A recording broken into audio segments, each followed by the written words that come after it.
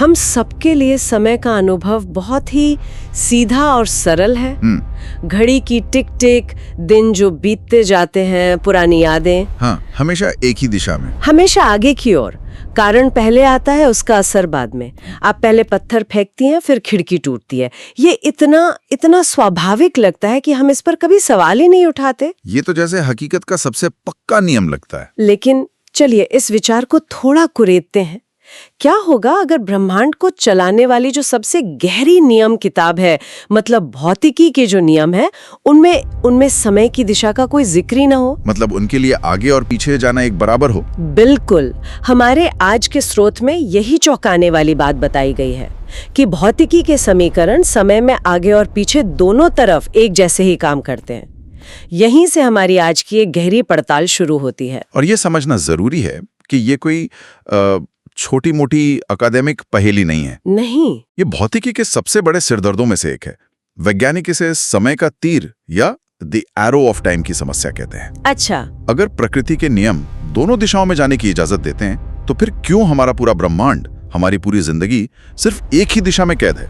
ये कुछ ऐसा है, मतलब जैसे आपके पास एक सड़क हो जिस पर दोनों तरफ जाने की इजाजत है, लेकिन ट्रैफिक सिर्फ एक ही दिशा में चल रहा है। तो सवाल ये है कि इस ट्रैफिक को एक दिशा में कौन धकेल रहा है? सही।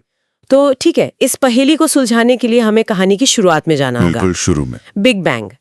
हम सबने यही पढ़ा और सुना है कि बिग बैंग ब्रह्मांड का जन्म था।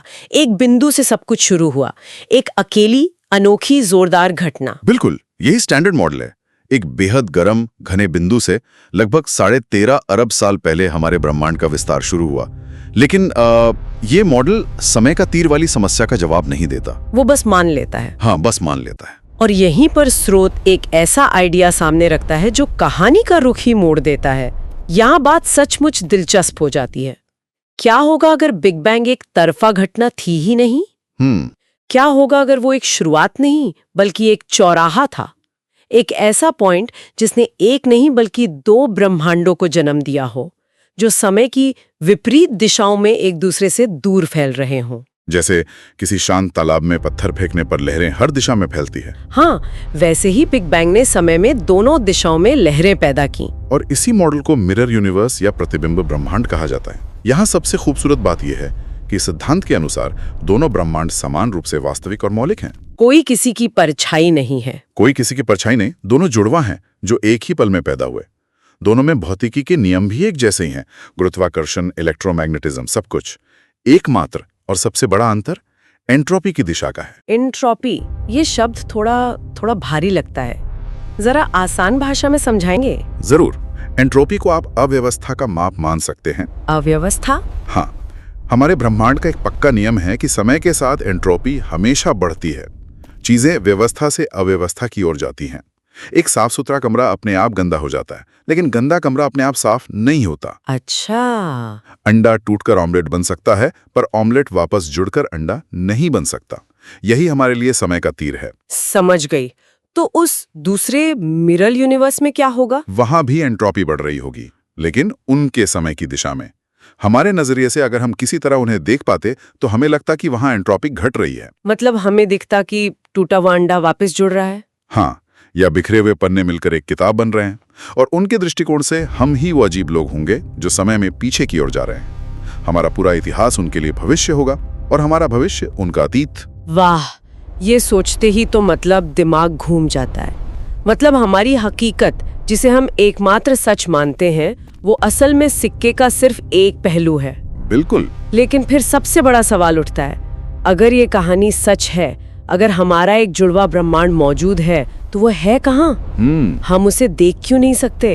वो हमसे ऐसे छिपा क्यों है, जैसे कोई भूत हो? और इसका जवाब शायद ब्रह्मांड की एक और बड़ी पहेली में छिपा हो, जिसके बारे में हम सुनते तो बहुत हैं पर जानते बहुत कम हैं। Dark matter. Dark matter? दशकों से खगोल शास्त्री परेशान हैं। जब वे आकाश गंगाओं को देखते हैं तो पाते हैं कि वो इतनी तेजी से घूम रही हैं कि उन्हें बिखर जाना चाहिए। जो तारे और गैस हमें दिखते हैं, उनका गुरुत्वाकर्षण उन्हें एक साथ रखने के लिए काफी नहीं है। तो उन्होंने मान लिया कि कोई अदृश्य चीज है, कोई अनदेखा पदार्थ है जो अतिरिक्त गुरुत्वाकर्षण पैदा कर रहा है और इन आकाश गंगाओं को थामे हुए है, और उसी को उन्होंने डार्क मैटर नाम दे दिया। बिल्कुल। ये डार्क मैटर डार्क या अंधेरा इसलिए है क्योंकि ये प्रकाश के साथ कोई संपर्क नहीं करता। न तो ये प्रकाश छोड़ता है, न सोखता है, न ही उसे परावर्तित करता है। वो बस मौजूद है। हाँ, हम उसके अस्तित्व को सिर्फ और सिर्फ उसके गुरुत्वाकर्षण के असर से जानते हैं। अब इन दोनों विचारों को एक साथ जोड़ते हैं। एक अनदेखा ब्रह्मांड और एक अनदेखा पदार्थ। हाँ, सोचिए एक समय विपरीत ब्रह्मांड ठीक इसी तरह का व्यवहार करेगा। वो हमारे लिए अदृश्य होगा, उसे छुआ नहीं जा सकेगा, लेकिन उसके अंदर जो पदार्थ और ऊर्जा है उसका गुरुत्वाकर्षण तो मौजूद रहेगा। हाँ। तो स्रोत में वैज्ञानिक एक बहुत ही क्रांतिकारी और असहज करने वाला सवाल पूछते हैं। अगर हम इसे बड़ी तस्वीर से जोड़ें तो क्या हुआ अगर डार्क मैटर कोई नया अजीब किस्म का पदार्थ हो ही ना? तो फिर वो क्या है? क्या हो अगर ये उस उल्टी दुनिया की गुरुत्वाकर्षण की छाया हो जो हमारे ब्रह्मांड पर पड़ रही है? एक मिनट, मतलब जो चीज हम दशकों से खोज रहे हैं वो कोई कण नहीं बल्कि एक पूरा का पूरा समानांतर ब्रह्मांड है। यही इस विचार का सार है। इसका मतलब तो ये हुआ कि हमारी आकाशगंगा मिल्की वे अकेली नहीं है, वो एक अनदेखी एंटी मिल्की वे के साथ गुरुत्वाकर्षण के एक अंतहीन नृत्य में बंधी हुई है जो समय में पीछे की ओर विकसित हो रही है। बिल्कुल, ये विचार सब कुछ बदल देता है।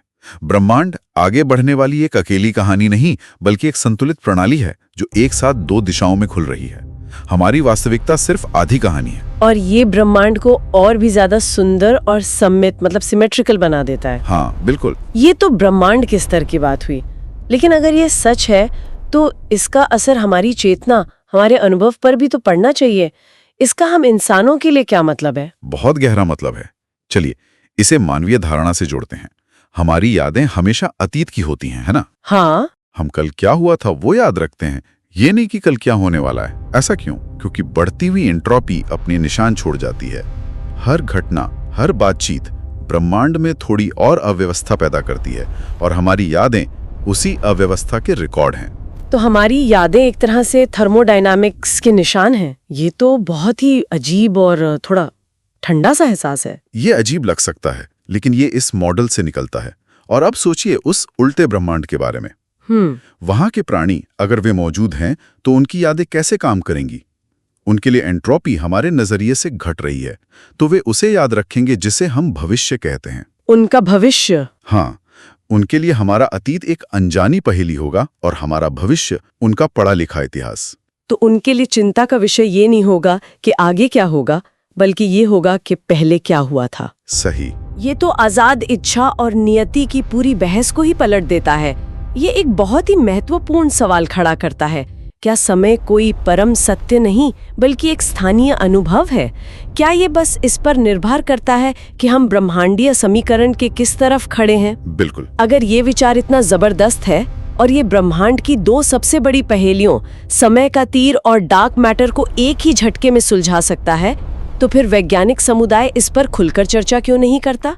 हम इसके बारे में ज्यादा सुनते क्यों नहीं हैं? इसकी मुख्य वजह वैज्ञानिक प्रक्रिया की अपनी प्रकृति है, जो कि बहुत सतर्क होती है। मतलब? विज्ञान अवलोकन और परीक्षण योग्य सबूतों पर आगे बढ़ता है। एक ऐसा सिद्धांत जिसे आप सीधे तौर पर परख नहीं सकते, वो एक बहुत ही असहज स्थिति में रहता है। कोई वैज्ञानिक ये नहीं कह रहा कि ये गलत है, लेकिन इसे साबित कैसे करें? आप दूसरे ब्रह्मांड में कोई प्रोब नहीं भेज सकते। मतलब ये प्रतिष्ठा और करियर का सवाल भी है? काफी हद तक। ऐसे सिद्धांतों पर काम करना जो मुख्य धारा से बहुत दूर हो, करियर के लिए जोखिम भरा हो सकता है। फंडिंग मिलना मुश्किल हो जाता है, शोध पत्र प्रकाशित करवाना चुनौतीपूर्ण होता है। इसलिए इस तरह के साहसिक विचार अक्सर सैद्धांतिक भौतिकी की दुनिया तक ही सीमित रह जाते हैं, जब तक कि कोई ठोस सबूत न मिल जाए। फिर भी स्रोत में कुछ ऐसे सुरागों का जिक्र है जो धीरे धीरे सामने आ रहे हैं। जैसे कि कुछ सब एटॉमिक कणों का व्यवहार। न्यूट्रिनो नाम के बहुत छोटे कण हैं जो इस बात पर थोड़ा अलग व्यवहार करते हैं कि वे समय में आगे जा रहे हैं या पीछे। अच्छा। हाँ, ये समय की समरूपता का एक छोटा सा उल्लंघन है।